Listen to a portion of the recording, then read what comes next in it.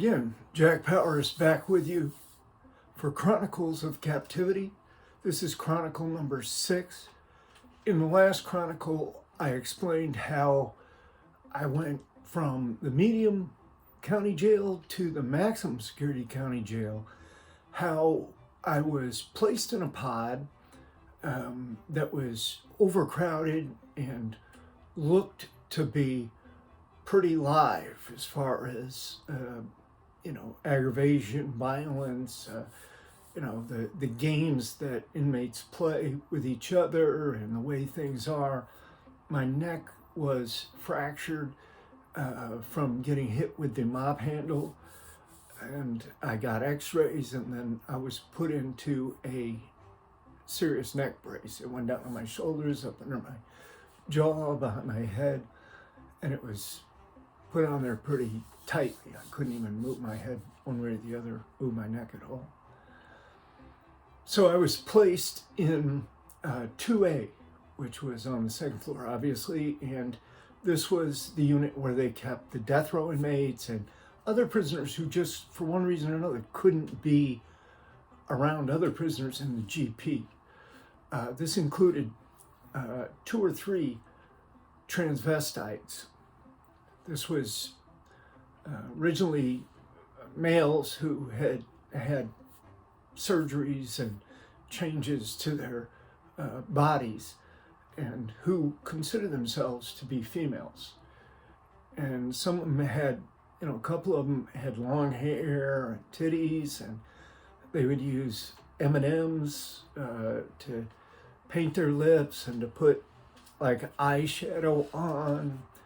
And when they came out for their 1-hour rec, they would go around and bum cigarettes or try to talk to this one or that one. And so down on the corner, there were 2 cells on the bottom range that were right by the shower, and they were side by side. So the guy in the end, he was from death row. Trying to think of his name. He had a deep voice, white guy, but he had a deep voice, and he was, he's a serious dude. He was, young guy, but pretty serious. I mean, on death row. He had done some dastardly stuff, but there was a transvestite, I think his name was, trying to think. It'll come to me. But anyway, these 2 had a setup where dude on the end would jam his door. When he came out for his rec, before he went back in, he would surreptitiously stuff a milk carton or whatever it was he was using into the lock on the door. So, and you had to close your own door. It wasn't like the guard, the deputy got up and came over and closed your door when it was time to go in. You just closed your own. So he would just close his, bang it shut, but it wouldn't be shut. It would still be able to be open. And then they would set it up where the, what was that? What was the name? Denise in that next cell. And his name was Leon and Denise. So Denise was in that second cell, and she would come out to take her shower, and, Leon, his cell faced the shower. He could look right into the shower. And then she would go back and she would jam her door, right? But here's how it worked. They would set up a time when they were going to come out, first Leon and then Denise. So Leon would come out, he'd go back in, Denise would come out, Leon would open his door and go over to Denise's cell and get under the bed or whatever he did. He would hide in there. He would close his door back up and go back over and hide in there. And he would do this. It was like clockwork. The officer, the deputy, would get up and make his rounds. He would start with Leon and go around, and then he'd go up the stairs and go all the way down this range. And when he was on this top range, right over Leon, that's when Leon would open the door, carefully shove it back shut. I guess he had a dummy in his bed or something, and he would go over and get under the bed. Then Denise, who was in the shower for her hour out, would finish up, go back in her cell, and close the door. But neither door was actually locked. So they could spend time together, however long they wanted to. And sometimes it was hours, sometimes it was only until the next count, it differed. But then eventually the deputy would get up and make his rounds again at some later time during one of his later rounds. Leon would come back out and go into his own cell and close the door. And nobody was the wiser for a while until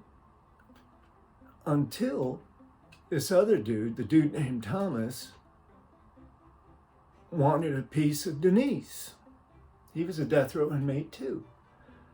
And he wanted a piece of Denise. So, he was flirting with Denise and trying to kiss her through the beaten slot and all that kind of stuff.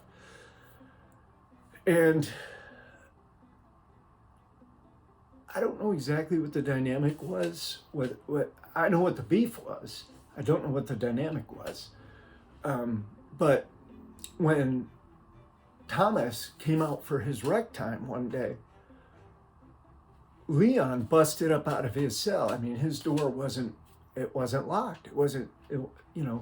They didn't go around checking those doors. They just didn't, for whatever reason.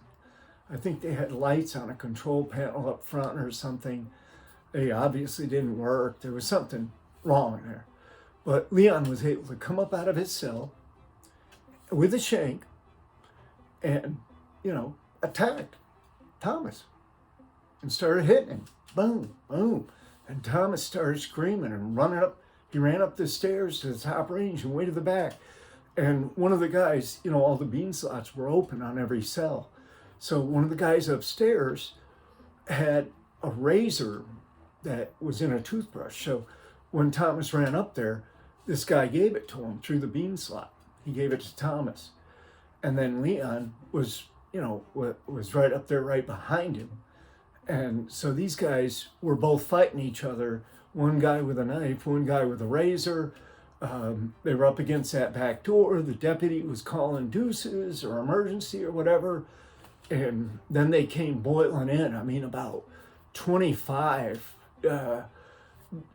deputies, guards, officers. They just came boiling into the unit and ran up the stairs and slipping on blood and everything and got these guys and got them handcuffed up. And the one guy, Thomas, they had to take him out on a stretcher. And Leon was slashed up a little bit on his arms and stuff. I think he had a little cut on his face. But yeah, they took Leon and they had these solitary cells at the end of these other ranges throughout the jail. So they had one of them that was by itself on the end, the very end. And you had to crank that door open. You had to open the first door with a key, big steel door, and then there was a door inside. You had to open the box and crank that one open. And then when you went in, you would just reverse it, crank that door shut that big outer door. And, it's a fair-sized cell. And it had the shower area was built up about 14, 16 inches. It was concrete. And so you had a deep basin in there. And it was big enough where you could lay down if you put your legs up against the wall. I know all this because later on I was put in that cell. But yeah, they put Leon in there. And that was pretty much the last that I saw of Leon. it was the last that I saw of Thomas. They didn't carry him back, so I figured they might have put him in the hospital for a little bit, and then probably put him in one of those end solitary, single cells that they had on each range of that jail. They had multiple ranges that just went straight down a hallway between, and then a walkway, hallway all the way around on the outside. And then those solitary cells, there were places where there'd be two of them next to each other like this, with a shower in between, and locked in or whatever. So that was that event. And then there were so many events. I mean, there was another guy who, there was a female deputy who just absolutely fell head over heels for this death row prisoner. Just head over heels. I mean, you could just tell. She was always at his door. She would let him out and leave him out. Even if somebody else was out, he could come out and sit down and talk to her or use the phone or do whatever he wanted to. And you could just tell that she was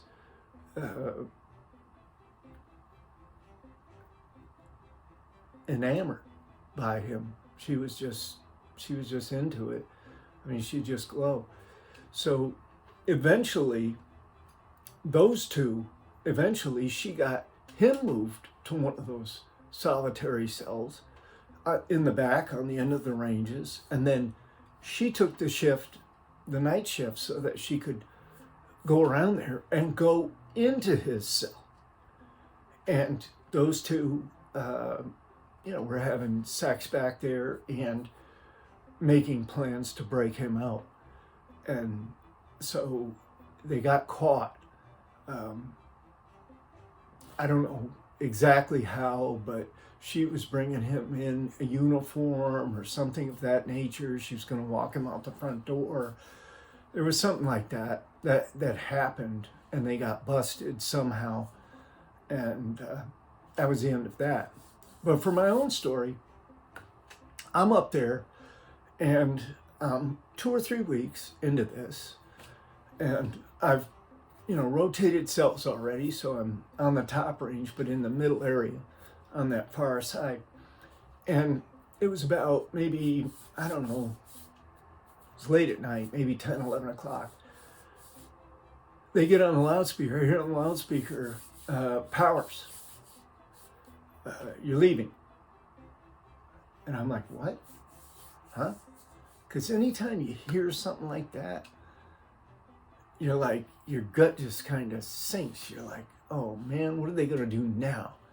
Now what am I going to have to do? What ordeal am I going to go through? So what happened was this, I guess he was a deputy sheriff from Kokomo, Indiana. He has come down to Tampa to pick me up, to take me in custody back up to Howard County, Indiana, back up to Kokomo, Indiana. They had a warrant on me. And I'll explain what that was for in a little bit. But they took me down back into the booking area. They signed me out. They gave me back my stuff, my wallet, my rings, jewelry, whatever. And it was all there. They gave it all back to me, and we went out. He just had handcuffs in the front, loose. We went out. We got into a car in the garage, regular car, and we just drove. We drove over to this rental place. He gets out of the car. The keys are in the car. He gets out of the car, goes inside the rental place, and he's in there for like 10 minutes. And, he's got this briefcase, and he's already shown me that this briefcase has, like, he's opened it in the car, and it's got a roll of cash in there. I mean, a thick roll. And so he didn't take that with him. I think he put it in the trunk. But he went inside, and he's in there for quite a while. And man, I'm just sitting there. It was dark. It was a nice night. It was, that Florida weather right off the bay. It was, oh man, and I was trembling because, the first thing I'm thinking is jump behind that wheel, start this sucker up and just take off, right? Just go. And I probably should have. I mean, hindsight's always 20/20, right? I should have just went ahead and done that. But again, I didn't want to get myself in any deeper trouble, and I really didn't want to be a fugitive anymore. It was, being a fugitive is a pain in the ass.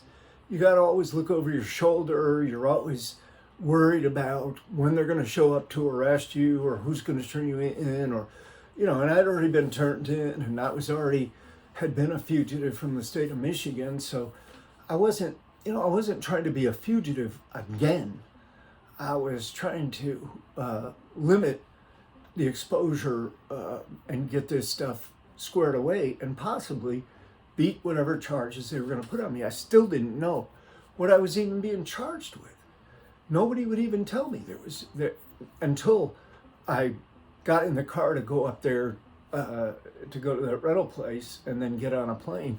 On the plane, the dude who happened to be a major, I don't know what that means, but he was a major in the sheriff's office. The dude that came to get me, just him. And so I didn't take off in the car. I waited. He came out. We went to the airport, got on a plane. He took the cuffs off on the plane, took them off. I think it's regulations or something. And, I was just like a regular passenger on the plane. He and I just sitting side by side and flying through the sky. And we sat down in Indianapolis at the airport, and he had a car waiting there, and we got in that. He put the handcuffs back on, and we got off the plane. And we went over to this county jail, and it was a small, older county jail. It was just, the red bricks, the older kind of county jail. It was like a mom and pop county jail. And so they booked me in there. And they booked me on a charge of burglary because while I was in Kokomo, there was this chick that I was hanging out with, and she had stolen my proceeds from one of my bank robberies. It was in a bank bag. It was under the pillow. We were at a motel. I left for a little while to go bar hopping. I came back, and she and the money and my van, my turtle top van, were gone. So, I went looking for her to try to get my stuff back, and it took me about a week because she was hiding. It took me about a week to find out where she was, but I found out where she was, and I went there, and I went onto the porch, really is what I did. It was an enclosed porch, and I was looking for a way to get in the house without having to break a window or kick the door down or whatever, because I wanted to search and try to get my money back. And so I did get the turtle top back. That was just left on the street, and I saw it and had an extra set of keys and got that back. But I never got my money back. And when I went up on the porch, there were two other guys that were with me, the sons of Jim, who lived in the house I told you about in an earlier Chronicle by the park. So he had two sons, and they were with me when I went over there. They sat in the car. They're the ones that showed me where she was. So I went up there and, broke into the porch, basically. Well, they were trying to call that a burglary charge because, they needed something. Those guys got caught on something else. They spilled the beans on me, told them my real name, told them about that incident and everything else that had happened in Kokomo. So they had the warrant on me. So now I'm in this small county jail in Kokomo, Indiana, a Howard County jail.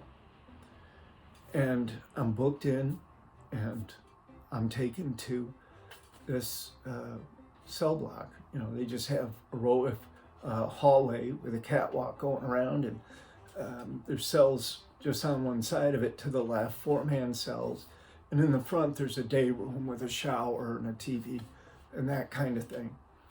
So, it was like early morning by the time we got there. So they just opened this cell, and I was the only one in there. I was the only one in that cell, 4-man cell to begin with. They just opened it. I went in there, and I had the cell for myself, at least for that night. So this is Chronicle number 6.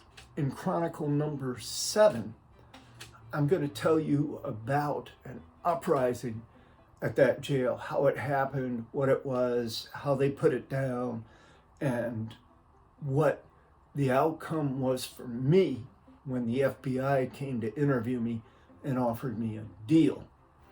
So please, you're going to want to know this. Stay tuned for Chronicle number 7 coming up next.